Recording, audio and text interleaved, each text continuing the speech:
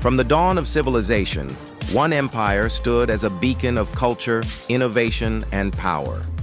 For millennia, China was the Middle Kingdom, the center of the world.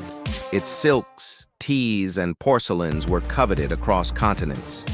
Its philosophy, art, and science shaped East Asia and beyond. But in the mid-19th century, this ancient giant was brought to its knees, beginning an era so painful, so transformative, that it's known today as the Century of Humiliation. How did this happen? How did a nation that once saw itself as the pinnacle of human achievement fall into a century of turmoil and subjugation? This is the story of a nation's fall and its arduous, determined rise from the ashes. It all began with a trade imbalance and a flower. By the early 1800s, European powers, particularly Britain, had an insatiable appetite for Chinese goods, but China had little interest in Western products. This created a massive silver drain from Britain. The British solution was opium.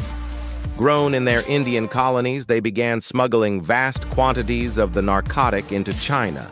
The social and economic consequences were devastating. Millions became addicted, and silver began flowing out of China at an alarming rate. The Qing dynasty's emperor Dao Guang, seeing his country being poisoned, took a stand.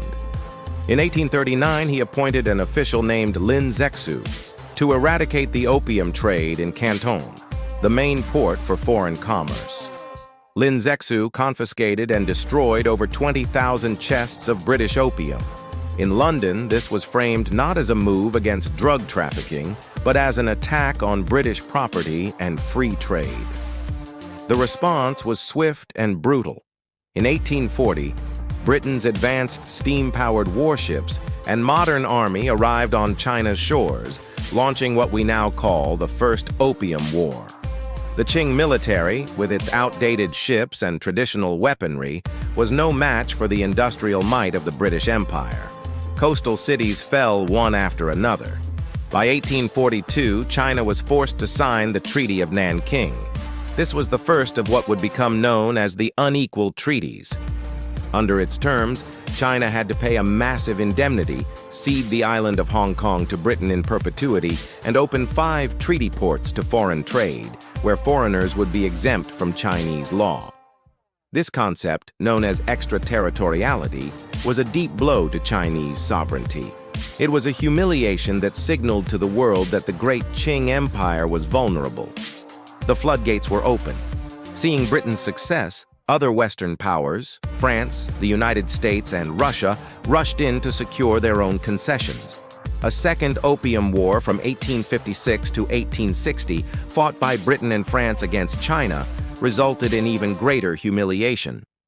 This time, the Anglo-French forces marched on the capital, Beijing, and infamously looted and burned the old summer palace, the Yuanming Yuan, a magnificent complex of palaces and gardens that was a treasure trove of Chinese art and architecture. The destruction was an act of cultural vandalism meant to utterly break the spirit of the Qing court.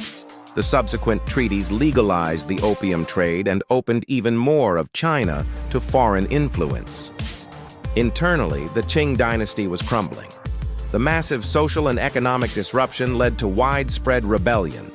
The most significant of these was the Taiping Rebellion, a devastating civil war that lasted from 1850 to 1864. Led by a man who claimed to be the younger brother of Jesus Christ, the rebellion sought to overthrow the Qing and establish a heavenly kingdom. It was one of the bloodiest conflicts in human history, resulting in the deaths of at least 20 million people. While the Qing eventually suppressed the rebellion with some help from Western forces, it left the country shattered and the central government critically weakened. As the 19th century drew to a close, the slicing of the melon, as the carving up of China was called, intensified. After its defeat in the First Sino-Japanese War of 1894-1895, China lost control of Korea and ceded Taiwan to the newly modernized Japan.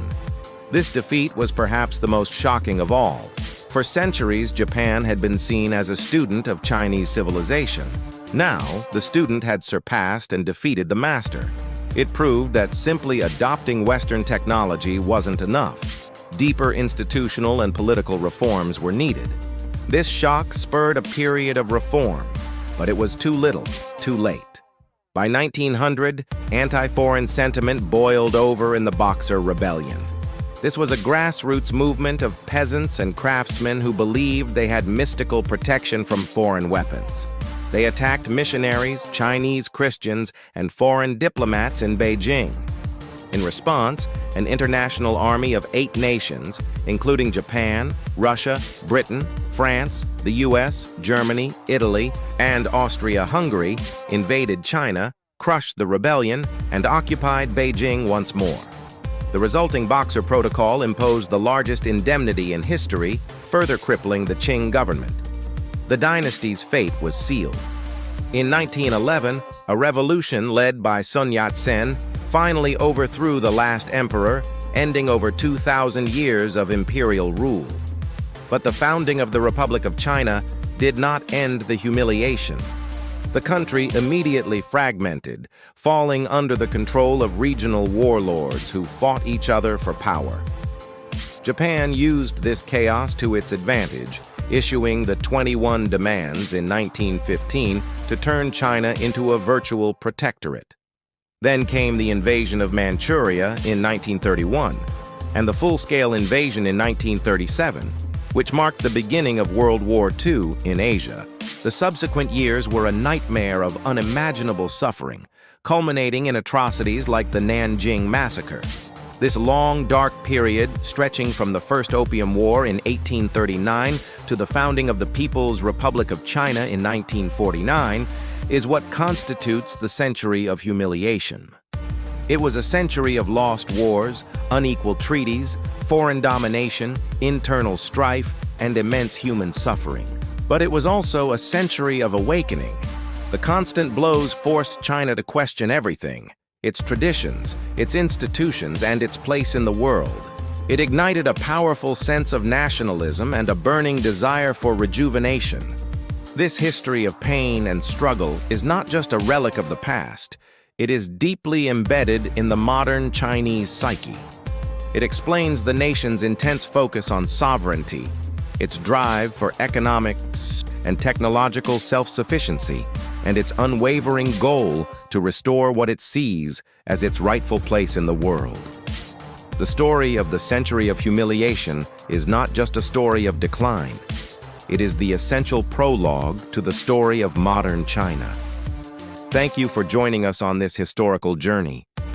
If you found this documentary insightful, please give it a like and subscribe to our channel for more deep dives into the events that shaped our world. Let us know your thoughts in the comments below. See you next time.